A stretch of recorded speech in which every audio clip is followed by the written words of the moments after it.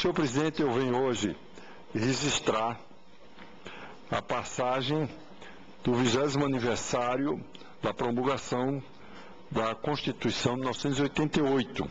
E gostaria de salientar, inicialmente, que a Constituição, fato pouco percebido pela sociedade brasileira, ela brotou de um pacto prévio, de um acordo político articulado consensualmente, intitulado Compromisso com a Nação, que foi, eu não tenho dúvida em afirmar, o mais importante pacto de nossa história republicana, pacto, inclusive, pacífico, que ensejou esse entendimento duas consequências.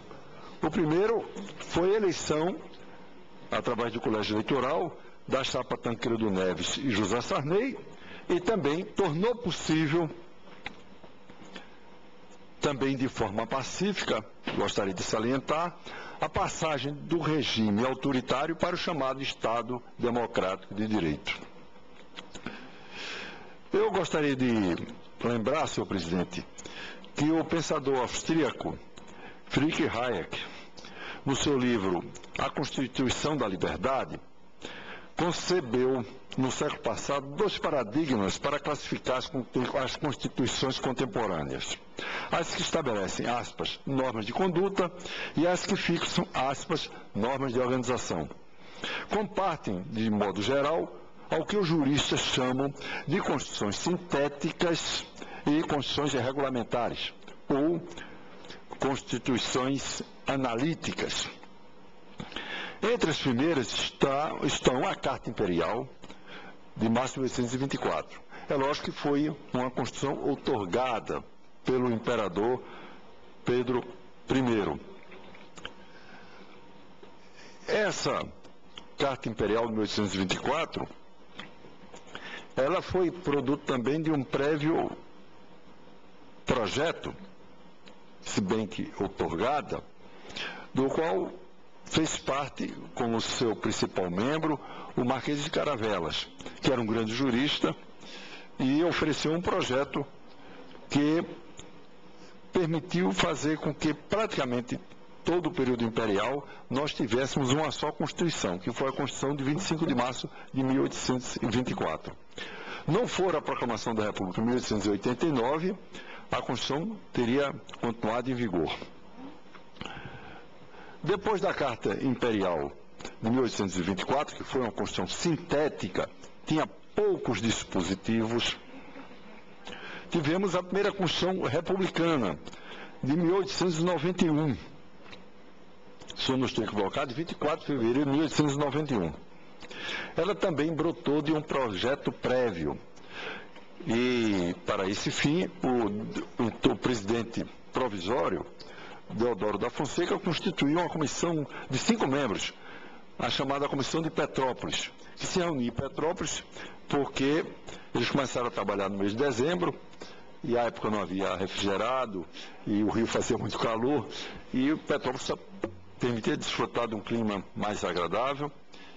E essa comissão dos 5 concluiu por um projeto de Constituição, e esse projeto de Constituição, uma vez concluído, uma vez encerrado, ele foi encaminhado a Deodoro da Fonseca, que por decreto designou Rui Barbosa para que fizesse uma revisão final, já que Rui Barbosa era sobretudo o jurista, era alguém que dominava muito bem a feitura de textos constitucionais e foi também um grande legislador. A Constituição de 1891 a Constituição de 1891 tem algo de semelhante com a Constituição de 1824. Era também uma Constituição sintética.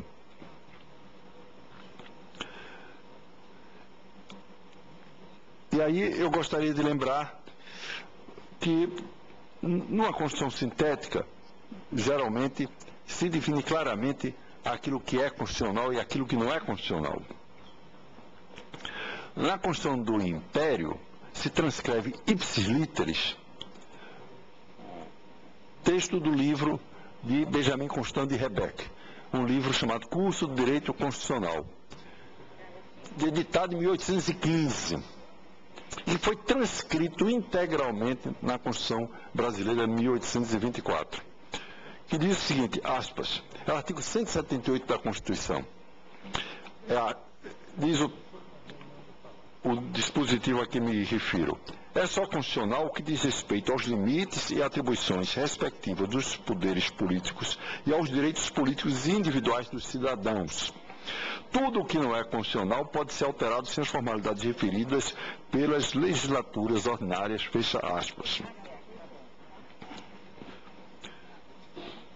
Mas, senhor presidente, como dizia, depois da Constituição de 1891, que foi a primeira Constituição republicana, que vertebrou não somente a República, mas também a Federação, o presidencialismo, o sistema bicameral, posto que no Império o Senado era, no tempo do Império, o Estado era unitário, portanto não havia federação, o papel do Senado era outro, e não que agora o Senado desenvolve.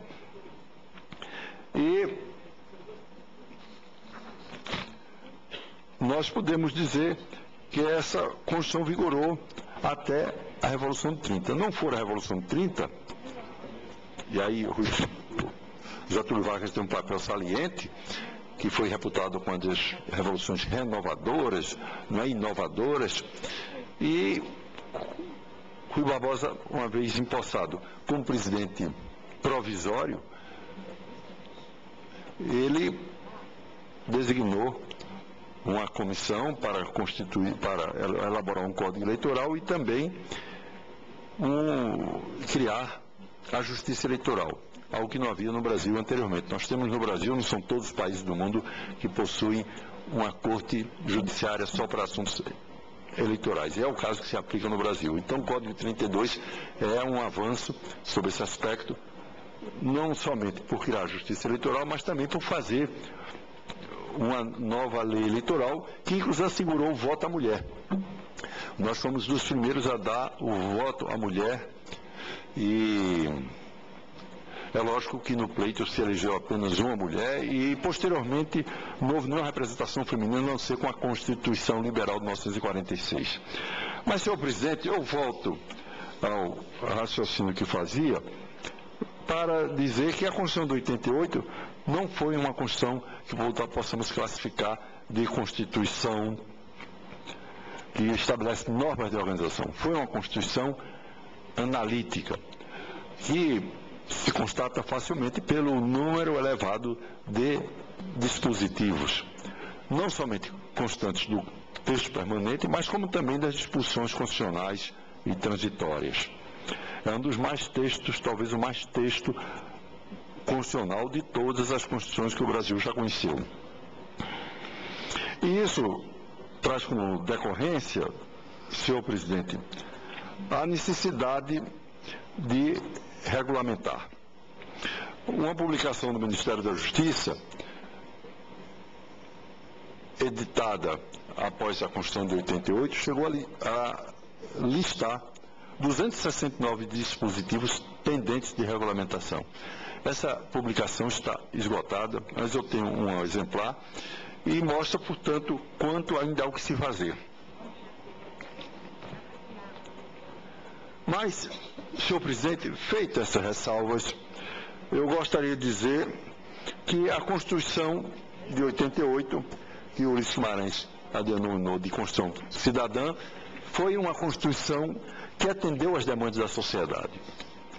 E, sobretudo, porque ela se converteu na mais moderna e mais ampla Carta de Direitos Individuais e Coletivos, e o mais completo conjunto de direitos sociais que o país conheceu.